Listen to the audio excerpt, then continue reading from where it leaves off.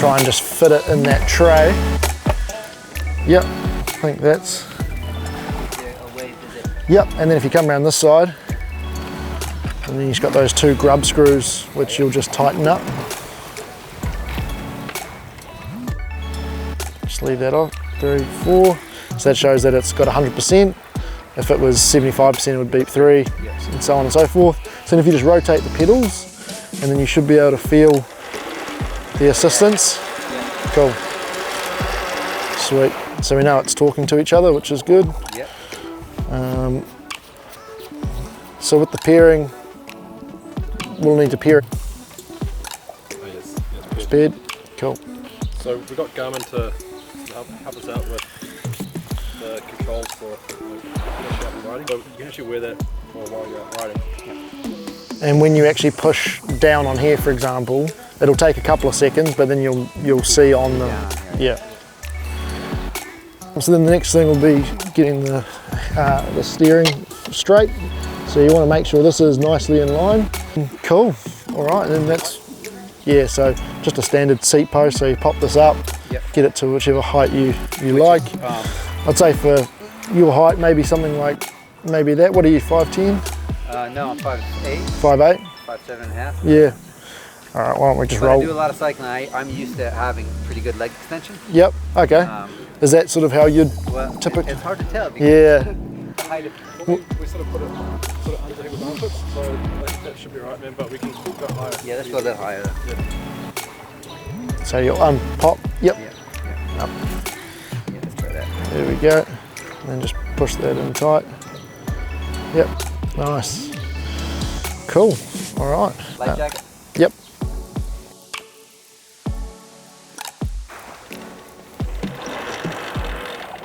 Cool. What we'll do first is the assisted beach launch. So that's how we typically get people to start. We'll bring it out till it's about, sort of this height on the, covered in water. And then what the rider does is you're actually gonna, jump up and mount the bike, and then you're gonna let it fall back forwards onto the front foil. So you're gonna have both foils on the sand. Yeah, because the front will be floating a little bit when we put it out there? Yeah, when you first do it, because this will float up, whereas this will be on the ground. So you're going to go and actually mount the bike, and then you're going to pull that nose right back, so you're actually balancing on this rear foil like you're doing a wheelie. And then pretty much what you need to do is shake this rear foil loose by not only pedaling but also throwing your body weight forward. So what I tell people to do at the start is envision you are at the bottom of a hill and you're about to cycle up a really steep hill. So you're out of the saddle, your chest is right over the handlebars, and you're just looking forwards. So I think that's what you want to do is keeping that off. Yeah, because that's what happens is if you lean forward, if you aren't leaning forward enough, you won't be able to get this rear foil off. But if you lean forward straight away, it's going to just drop straight down. So you've almost got to like bring it right back, give it as much as you can, and almost just commit to that launch. So it's not as like I'll be assisting you at the start with that push, which kind of does a bit of that work for you, but when you're learning to do it, by yourself, it's quite important. But yeah, other than that, I think it's pretty much self-explanatory. In terms of turning and stability wise, it is a lot easier when you are out of the saddle. So stay out of the saddle for the first probably 10 meters. And then once you feel like it's up and foiling and you'll feel yourself cruising, then you can sort of chill out and sort of sit back down on the seat and cruise. And Lewis was telling me initially turning with little, just to get a feel for it, not try to lean too far. Yep. And then as you get more confident, then you can start to manhandle it a little bit, but especially at the start, it is, because you can see if you rotate the steering now, you'll be able to see it's locked at that position. Yeah, so I won't let you go and do a big doughy straight away, but when you're out and you're also leaning your body into it, you can turn reasonably sharp, So you're keen to have a crack at pretty much everything, right? Yeah, Yep. Sure. So we'll start with the assisted beach launch, and then once you've, then just like play once you're up and, have a laugh, test the turning, whatever.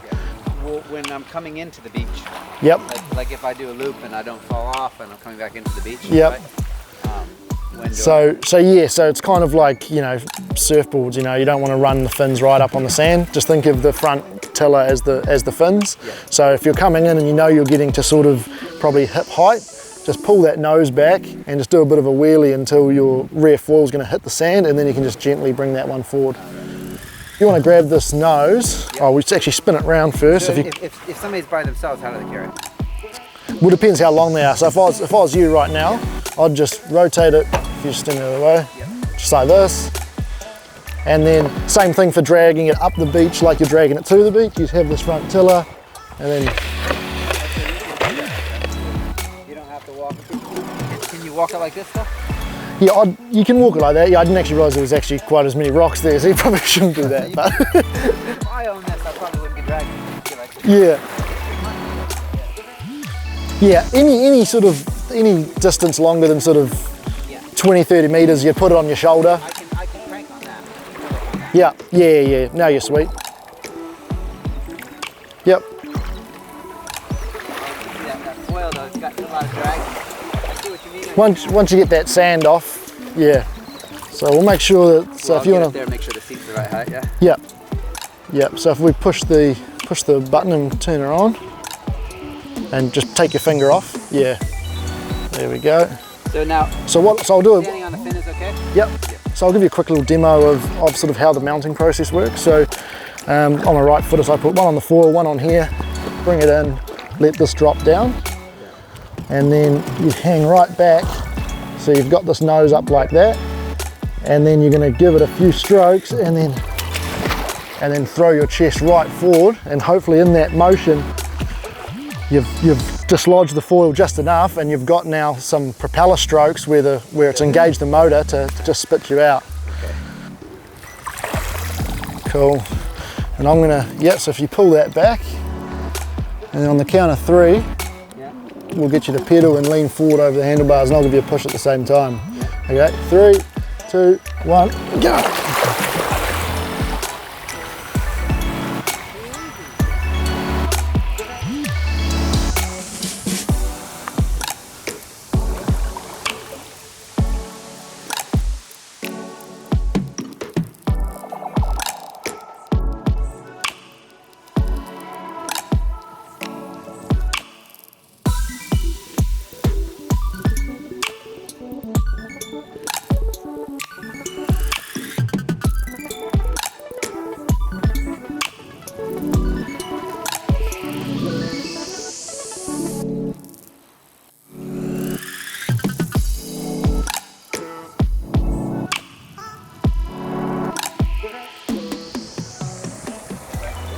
And then just lean back. Sweet. First time. So it's turning's interesting. Yeah. A couple times I got felt like I got stuck in a turn. Right. So is there a technique where and I was actually having to lean quite a ways the other way. Yeah. And I felt like I was gonna pivot down. Yeah. So. Yeah, it does take a bit of getting used to. I think you'll see with sort of our senior engineers and the guys that ride it a lot, they almost ride it a little bit like mountain bikes in their turns. Yeah. So they, you do end up manhandling it a wee bit for it to go where you need it to go. It did seem like, like I almost had to come flat. I couldn't just, like if I was locked in here turning the bars, it didn't seem like it was going to work. I had to shift the weight. Right. Right. Okay. Yeah.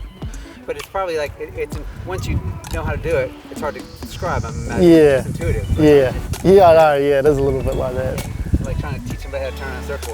But a lot of people when they do get up, turning is a bit of a new skill for them, and then partly because it is locked at that sort of radius too. You wouldn't want to turn any sharper than that. When I was turned all the way, I felt like that's like I almost need to not turn that. Right. Because you can just see it almost. I don't know. It probably wouldn't catch, but the sensation is, it's gonna twist and I'm gonna go down. Yeah. All right, sweet. Cool.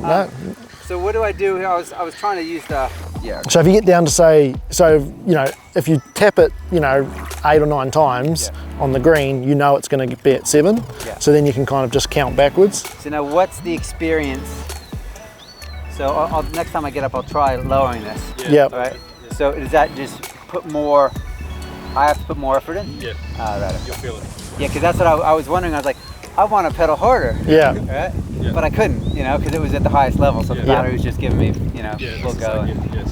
So it's like I want to, so it'd be cool to drop down and see what it's like when you're. You can actually go right down so that the motor turns off altogether.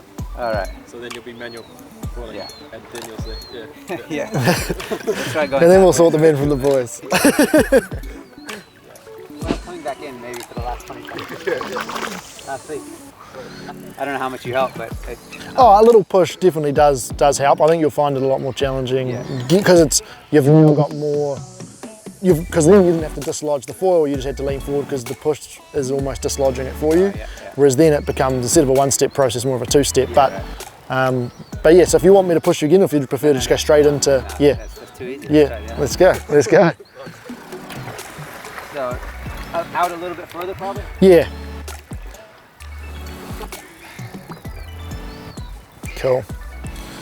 All right. So from here you're gonna, cool.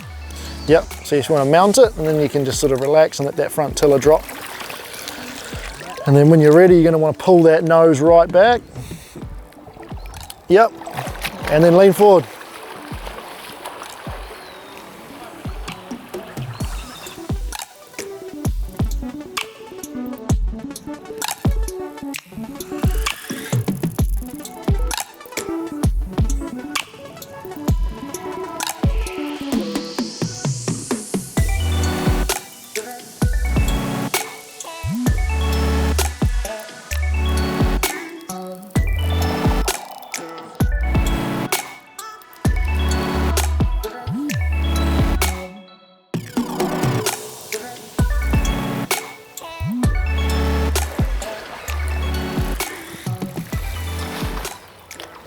Nice, man. Right. 2 from 2. Well, I can see, like, I got down to level 4 and it's quite a bit more. Yeah. Quite a bit more work even on that. Yeah, so that's where, you know, for those endurance riders that want to go for a 3-hour ride, that's where it becomes pretty important to be able to use this lower assist. Yeah. So will he, because the one thing I'm noticing is that if I was going to put a lot more power into it, I'd want booties. Something like that, because it's, you know, but it's like anything. Yeah. With your feet, you get used to it with your feet. You also have been like sort of playing around in the past with those, like, you know, click on, off, you know. Oh yeah. Just to help get more power when you're pulling up as well. You know. Yeah, no, that would be awesome. You could easily. Is it standard? Standard pedals, man. So you could do whatever you want. You could get. Yeah, and then you could get some, because you can get like sandals with those clip-on things on there too, right? Oh yeah. Because that would be, it would be kind of cool just to be, you know, connected to it. So it's a little bit different, but it's not. It seems like I felt like I had enough time to play around. I didn't get it quite right. Yeah. Kind of too high, and then I had to. No, I'm gonna raise the seat a little bit. Sweet. Or maybe probably easier to start with a lower seat, I reckon. So when you're doing the submerged launch, do you are you sitting on the seat or same idea? Are you standing up? You don't even touch the seat. Nah. So it's the submerged launch is really a 2-step process. So that's gonna, first of all, you need to have about 6 feet of water underneath you. Yep. The bike's going to float on its side, and then you're going to pretty much put 1 foot hard in where the bike meets that rear foil. Yeah. So you submerge it down 1/2 meter evenly, and then once it's submerged like that, then you can then try and rotate it under you to the point that you're then sitting on the bike. So once you've actually mounted it and your chest is out of the water, that's when you become like a surfer out the back waiting for a wave, and you can just kind of balance and kind of sit there and regain your composure. Once you've done that, but the bike is like this. The bike is like this in the water. Completely underwater. Yeah. But it's upright. It's upright. Yeah. So as soon as you feel it go, because this is all filled with buoyancy modules, so this is all going to want to stay afloat. It's just a matter of your body counteracting it from over going one way to fall on the side. Yeah, for sure. And then when you've got it in that position, then same thing, you're just going to start pedaling. You're going to notice the assistance of the motor kick in, and then you're going to be like an airplane taking off, just at a slow gradient, just come up until. You don't want to be too steep. Too steep, you're not going to. It's going to be too much of a to get the foil, get you up foiling. Yeah. And if you're not coming up fast enough, you're going to just be going underwater for far too long. Yeah. So if you go slow and steady, you'll eventually spit you out at that optimal height, and then you're just gone. Yeah. Does it automatically shut off? After time in idle, yeah. Yeah. Cool.